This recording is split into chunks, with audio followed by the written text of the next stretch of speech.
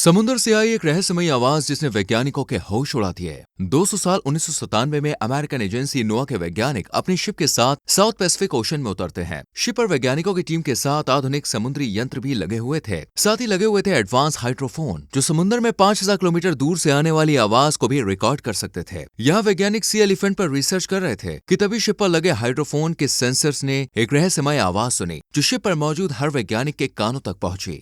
इस आवाज की फ्रीक्वेंसी इतनी ज्यादा थी कि शिप पर मौजूद हर सेंसर ने यह आवाज महसूस की। वैज्ञानिकों को कुछ भी समझ में नहीं आया कि यह आवाज आखिर आ कहां से रही है। कुछ देर के बाद पता चलता है कि यह आवाज समुद्र में इतनी गहराई से आ रही थी जहां तक इंसानों का पहुंचना पॉसिबल ही नहीं है। आवाज की फ्रीक्वेंसी एक व्हेल द्वारा निकाले जाने वाली आवाज से भी कई गुना ज्यादा थी। बाद में रिसर्च कर वैज्ञानिकों ने बताया कि यह आवाज समुद्र में मौजूद किसी ऐसे जीव की थी जो व्हेल से भी साइज में कई गुना बड़ा है। यानी समुद्र में आज भी कई गहरे राज और जीव दफन है जिनसे हम पूरी तरह से अनजान हैं।